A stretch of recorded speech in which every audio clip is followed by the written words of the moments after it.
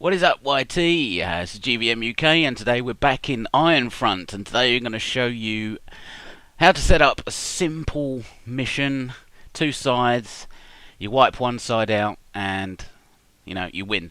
So I'm going to choose the smallest map on Ironfront, which is it Stazol? I can't remember, or is it? What one was it? What one was the small one? No, that's the huge one. It's that one. Okay, I think it is anyway. Yeah, this is a small map, so it's basically like two villages, or a farmhouse on the top of the hill and a village on the bottom. So we're just going to set up to select groups, and this is the easy way just to get a certain number of troops onto the field straight away. So we want German stormtroopers, AT squad, and it's just telling me there's no players selected yet, and we want like a infantry squad, just like a fire team, and we'll do two of them. Just keep them facing northish, so they're both facing towards the farmhouse. I'm going to give them a tank support, which is awesome. So just put the tank with the AT squad, I think. So Panzerfrau and King Tiger camo. Yeah, that sounds good. So the middle squad has the tank support, and the two flanking infantry squads will be flanking. Okay, so let's sort out some waypoints. So we click Waypoint Seek-and-Destroy, and we're going to put combat mode, or behavior, sorry, to combat, and I'm going to put the radius to 300 because it's only a small map, and they will seek and destroy anything within this vicinity of the waypoint. So they won't directly go to the middle. And let's do the same for the flanking squads, the basic infantry squads, but we're going to make them smaller, 100 meters diameter. And we'll do the same for the right flank squad, 100. There we go. So we've got the two squads flanking either side, and the AT and the tanks moving up in the middle. And I'm just going to set myself as a MP44 player, so just click unit, double click on it, and player, and that's simple as that. Now I am in that squad. I'm not in charge of it, I'm just a normal grunt, so to speak. So just making sure, change their behaviours to combat, so they don't just run in blindly, they do actually take cover and move up slowly. And that's the German side done. So now for the Russian side, we'll basically do the same, so we'll try and make it as fair as possible, even though the Germans do outgun the Russians pretty bad in this game. Two infantry squads, an AT squad in the middle, and one tank support for them. So USSR, tank, and a JS, or the JS-172. And there we go. So we're just going to do the same waypoints, basically mirroring what we did with the Germans. Seek and destroy, behavior, and radius 200 for the AT and tanks. And same again, seek and destroy, behavior, combat. Oh, bloody hell. 100. Two flanking squads for the centre squad. And yep, same. It's just so easy. It's just a case of selecting. It's pretty self-explanatory. I mean, you can get so deep into mission making in the Armour engine or the Ironfront engine, whatever you want to call it. But this is simple as it gets. Two sides facing off against each other. We're going to put a trigger in the middle now for win or lose condition. So we want the area to cover the whole map. So what's this, like 400 meters, USSR, not present. End 1, I think. Yeah, there's no wind. So effects. We can have it play sounds, we can have it play music when we win, we can put text in, we can make an owl make a noise when we win, but we don't really want that, we want text. So text, and we just write it here, you win. And there we go. So in this trigger, if we kill all the USSR not present, so if there's no USSR or no Russians present within inside this trigger, oops, I made that a bit too small, make it nice and even, no one in that blue circle who's Russian, we win. So basically if we kill them all, we win. And let's do the same for the German side. Basically you can click on your last trigger, press Control C and then Control V to paste it, and it basically makes a replica. We'll just change the side to the German's not present and you lose. Oh, spelling mistake. Okay, so that's the same. So if we all die, we lose, and the message comes up saying you lose. So let's give it a try. So we're starting just in the forest here. I love the maps on Ironfront, absolutely amazing.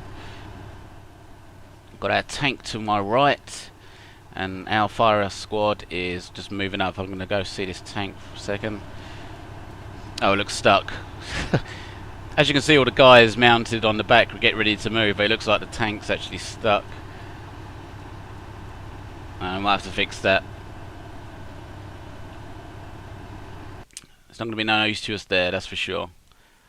Okay, so let's just push these squads forward a bit so they don't get stuck. The AI driving is not the best,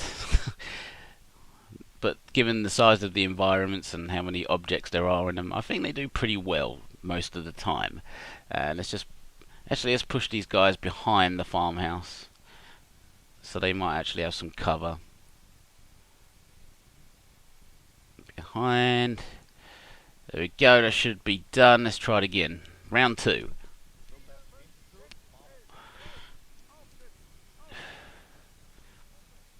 Okay, that sounds a bit better. The tank's out in the open there, so it shouldn't get stuck. Now we've got a big open field across here with some haystacks as cover. You can see that whole squad's mounted on the back of that tank. Absolutely amazing. So the tank's going to start moving up. This is my fire squad in front of me here. I'm going to let the tank push up a bit. Oh shit, it's already taking fire. You can hear it, you can hear the hell slamming against the armour. And the tank models, or damage models, in Ironfront is pretty good. It's like, think World of Tanks. It's probably not as good as World of Tanks, but it's the same idea. You can kill the driver, you can blow up the engine, disable the turret. Every part of the tank is destructible, so you can disable its tracks and it'd still able to shoot you. So I'm going to take cover behind this old wooden cart here. Looks like the tank's searching for the Russian armour. He's actually found it. I think he's shooting back, and we're going to push up as we are the flanking squad, so we're supposed to push up. I love the sound of that tank, it's so menacing.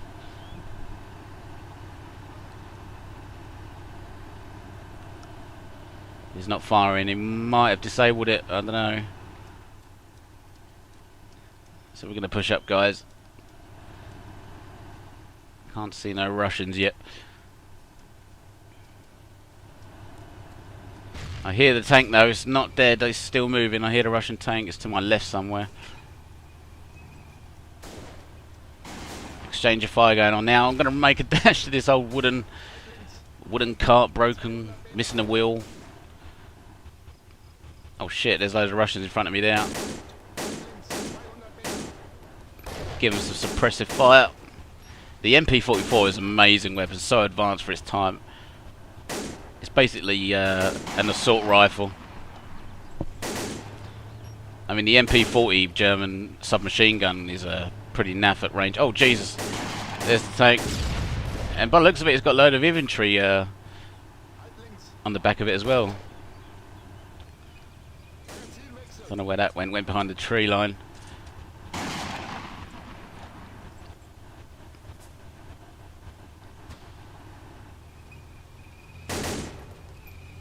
It's really hard to aim at this distance. I'm not even sure I've got the right zero in 300 meters, maybe.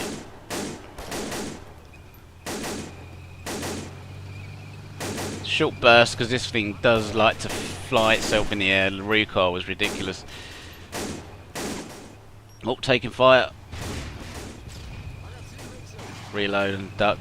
Everyone else just, you just stand out in the open. I want our tank to push up. Jesus, there's loads of them on the field down there.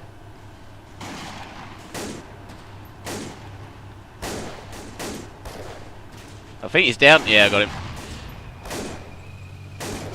Iron Front has a lot better death animations than Armor 2. The tank's finally pushing up. Got the MG42 guy right behind me.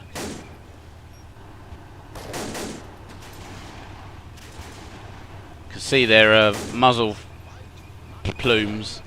The smoke coming from their muzzles in the distance there. Oh shit, the tank's firing at something.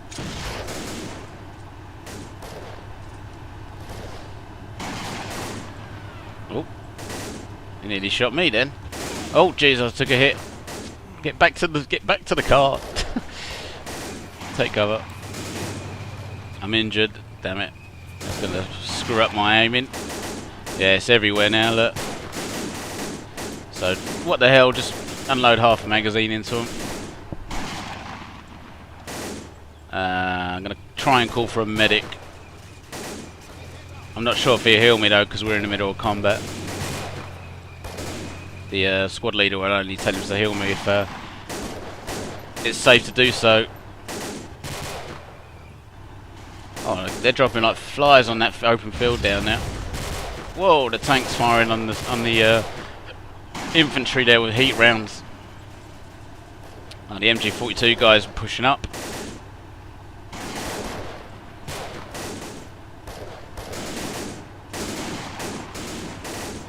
So you can see, like 5 minutes in the editor, and we just created an amazing firefight here. I'm pretty sure we'll win this though. They're just dropping like flies on that field. Oh, this injury is really making aiming hard. I'm swaying left to right, really bad. And the uniforms and weapon detail in this game is amazing. I love it. I wish it was more popular. Multiplayer is practically non-existent. I want a good warfare mode. Oh, there's the medic right there. Help me, I'm injured. Jesus.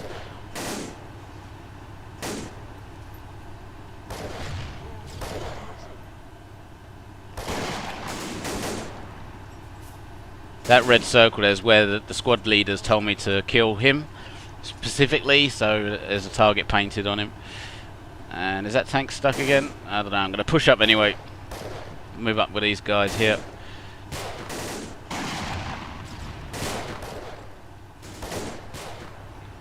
Can't see no Russians yet. The guys are firing at something, that's for sure. As you can see, we're slowly advancing. The tank's moving right now. Fair enough. Looks like we're left to our own devices here. The tank's going to push up on the right. So that's what you get when you put the radius of the Seek-and-Destroy to like 200 meters. He won't just go in a straight line. He will go anywhere within the radius of the waypoint, which is really awesome. See some dead bodies in the field there. Looks clear. Make sure that guy's friendly to my left. Looks pretty clear. There's the farmhouse up in front. Oh, we win. As you can see in the very centre of the screen. It's quite small. I should have made it a bit more blatant, but it says you win. Oh, and now the medic kills me. Well, there you go. Iron Front. Simple mission. Excellent firefight. 5 minutes in the editor. Oh, what did I kill? A rifleman, submachine gunner, 4 riflemen, a machine gunner, and an AT. Right. I actually got like eight kills. Jesus. Yeah, 5 minutes in the editor, and there we go. Iron Front. Simple mission. Excellent firefight. This is GVM signing out.